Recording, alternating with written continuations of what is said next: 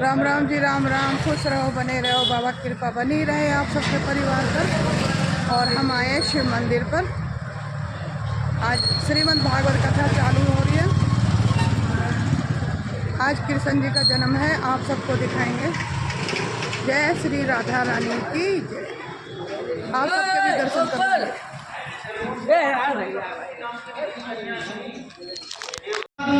और तुम्हें बहुत बड़ी ताड़ना दूंगा।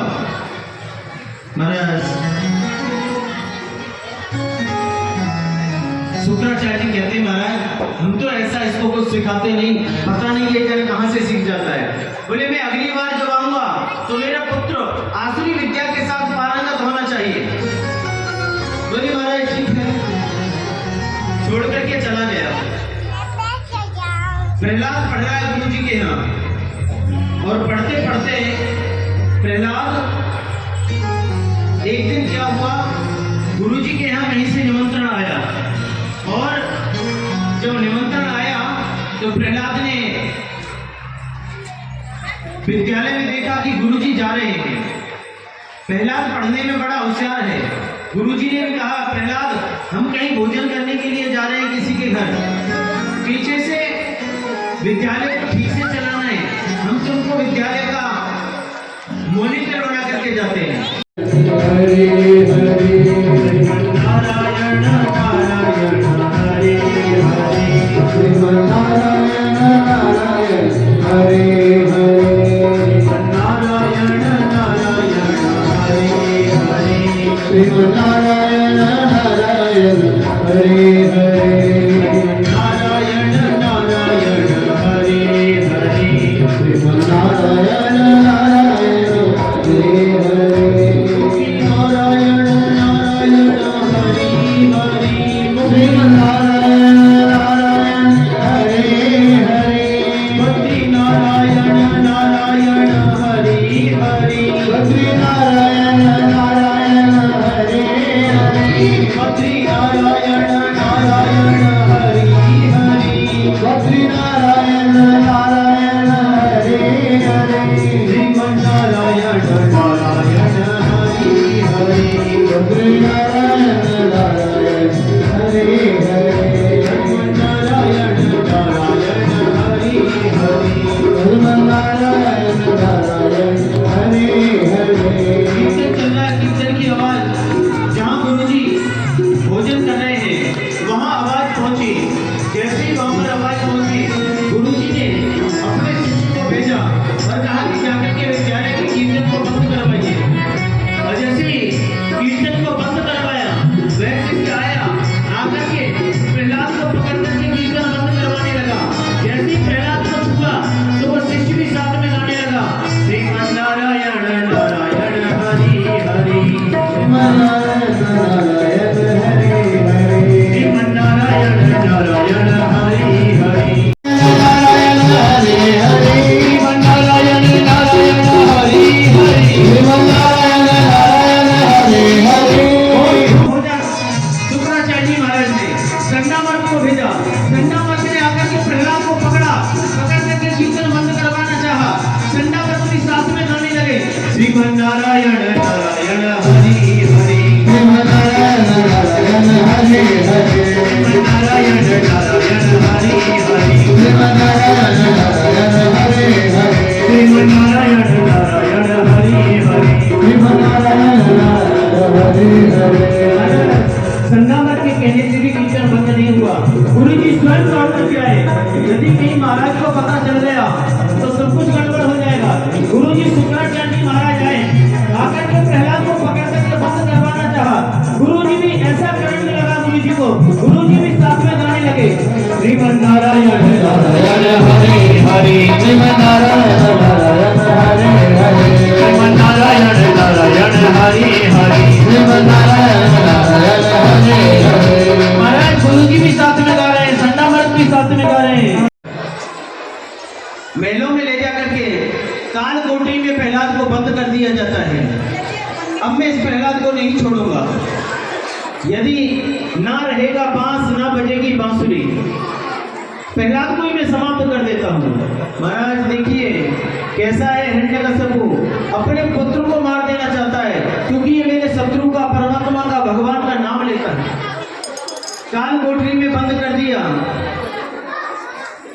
अभी थोड़ी देर बाद आप नरसिंह भगवान के साथ पूजा करेंगे, थोड़ा रुकिए। तो महाराज काल कोठरी से भी निकल करके जब प्रहलाद आ गए तो बड़ा परेशान हिरण्यकश्यपु अपने दो सैनिकों को बुलाया और उनसे कहा, ऐसा करो मेरे पुत्र को पकड़ो, ले जा करके इसे ऊंचे पहाड़ से नीचे गिरा दीजिए जिससे कि मर जाए। दो सैनिक आए, प्रहलाद जी को पकड़ करके ले गए, ऊंचे पहाड़ की चोटियों से नीचे गिराया। वह आई, बोले भैया तुम परेशान मत हो, तुम्हारे परेशानी को मैं निदान करूंगी। बोले बहन करिए, तुम कैसे करोगी? तो इनकी जो बहन है हिरण्यकश्यपु की, उसने कहा भैया मेरे पास में एक शीतल चुन्नी है ब्रह्मा जी की दी हुई, यदि उसको मैं अपने सिर के ऊपर ओढ़ लूंगी तो मुझे अग्नि नहीं जला सकती। आप ऐसा करो, ज्यादा से ईंधन की व्यवस्था करो और उस ईंधन में मैं प्रहलाद को लेकर के बैठ जाऊंगी। आप बाहर से आग लगा देना और प्रहलाद जल करके राख हो जाएगा, मैं जीवित बच जाऊंगी। ये बात कौन कह रही है? होलिका जो प्रहलाद जी की बुआ है, बताओ कैसी बुआ है? अपनी भतीजे को मार देना चाहती है। कितना प्यारा भतीजा, ऐसा ही किया, बैठा होलिका लेकर के बैठ गई। अब तो महाराज चारों ओर से आग लगा दी गई।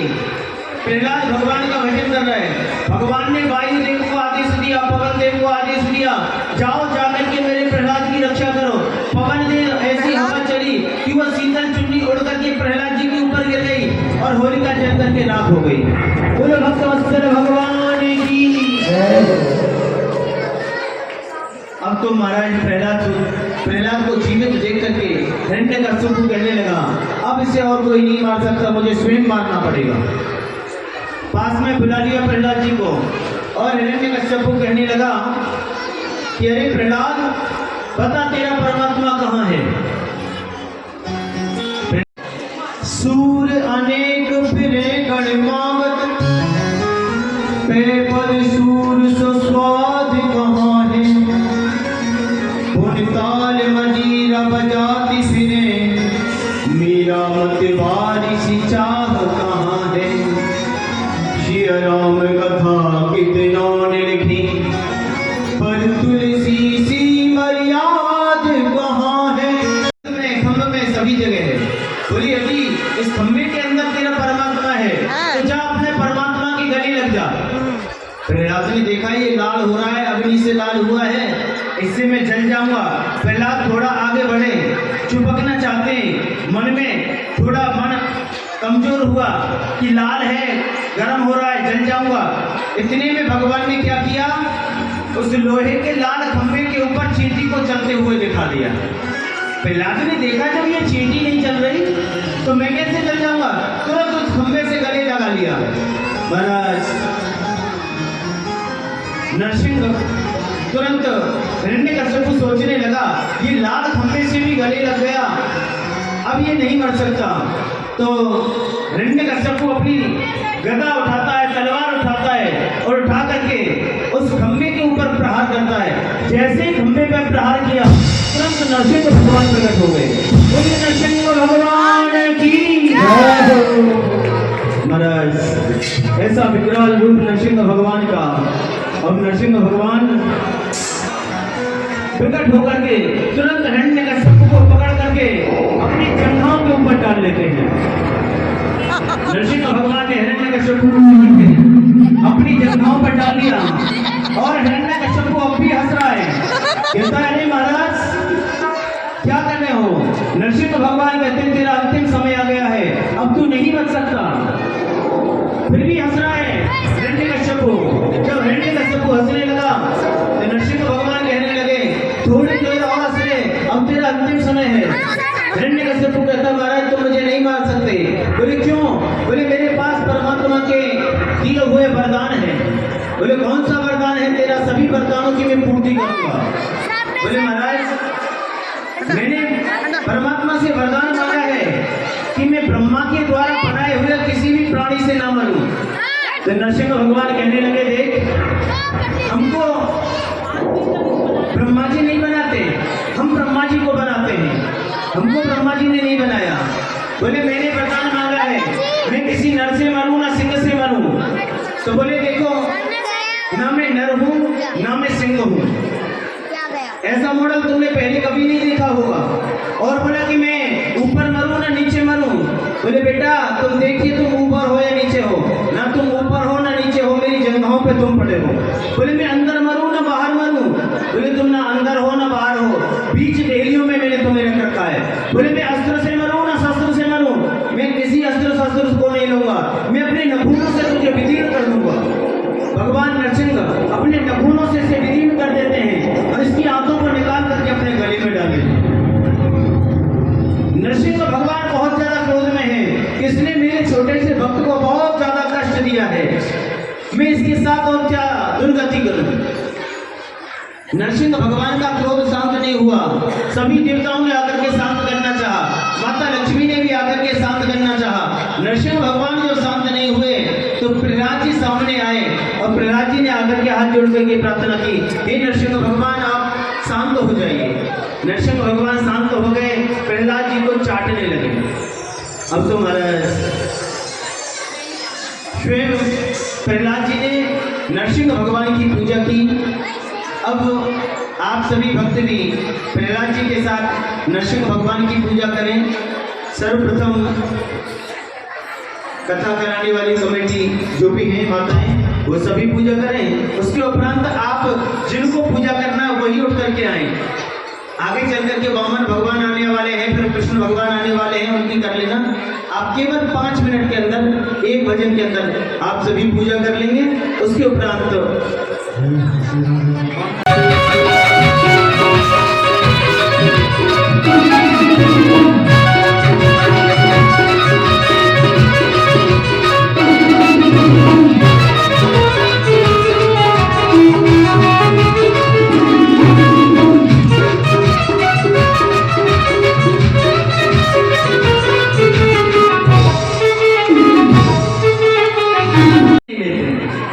बोले महाराज कुछ तो तुमको दान में लेना होगा। बोले महाराज मैं अकेला व्यक्ति हूँ, दान लेकर के करूँगा क्या। बोले महाराज अच्छा अब मेरी बात समझ में आई कि आप शायद इसलिए दान नहीं ले रहे हो कि आप अकेले हो, यहाँ से बिना दान लिए नहीं जा सकते।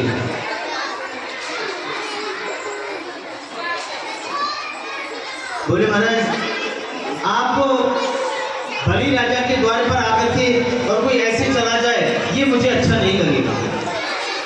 वामन भगवान बोले आप जिद करें ना करें मैं दान नहीं ले सकता।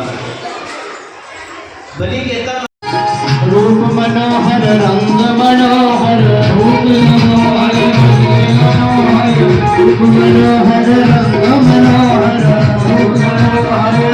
मनोहर सुंदर सुंदर अंग मनोहर सुंदर सुंदर रंग मनोहर कामदेव शर्मायो है राजा बलि शर्मायो रूप बनायो है राजा बलि शर्मायो राजा बलि शर्मायो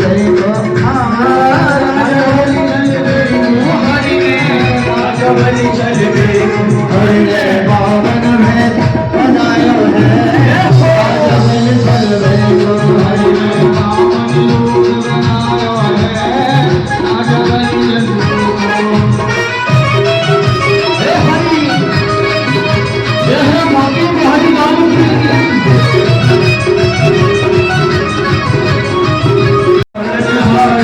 सब जग के जो पालन हारे सब जग के पालन हारे आज सैन नागन को जाने आज सैन नागन को जाने और किसी ने पाया है राजा बलि शर्मायो राम भेद बनायो है राजा बलि शर्मायो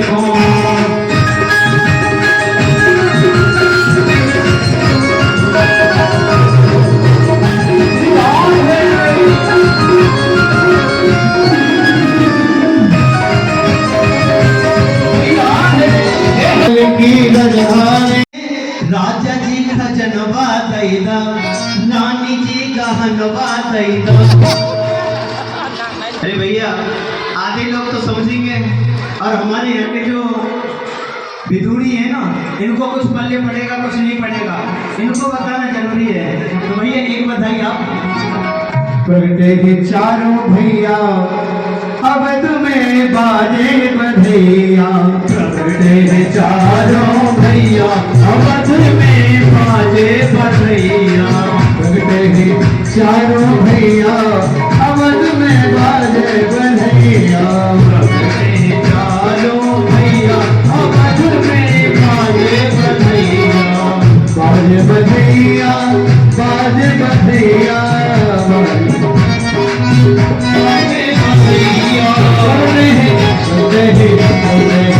चारों भैया अवध में बाजे बधैया।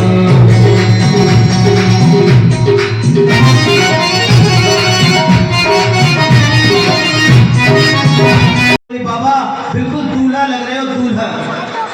अब तो नंद बाबा सब ब्रजवासियों को उपहार लुटाते हुए गौशाला पे आ रहे हैं और नंद बाबा नंद भवन में जाके पहुंचे। सभी ब्रजवासी कन्हैया की जन्म की खुशी मना रहे हैं।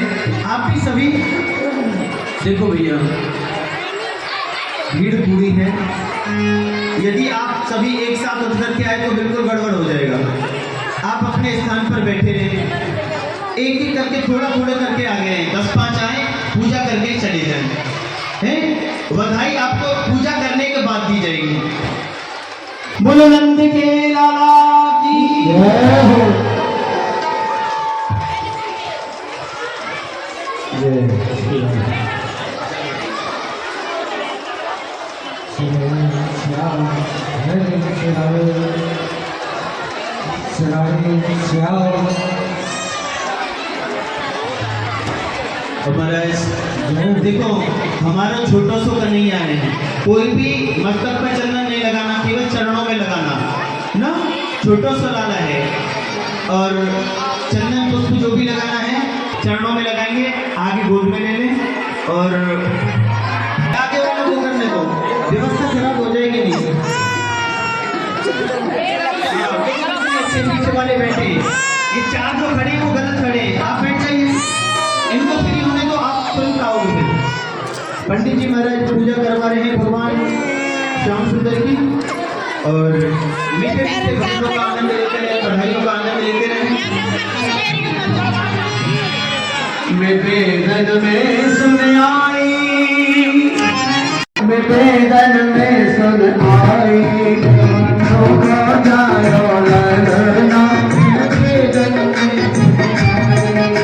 वेदन में सुन आई, मैं यमुना पे सुन आई, मैं वेदन में सुन आई, पुराण में सुन आई।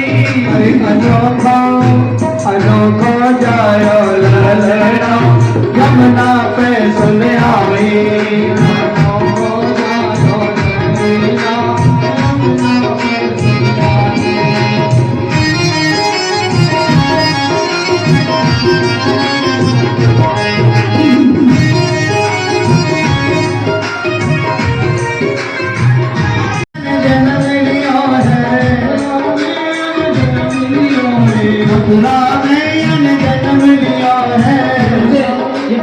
बिजली के तार हैं या करंट के तार हैं, हटाओ को बच्चों को बाहर करो। गोकुल में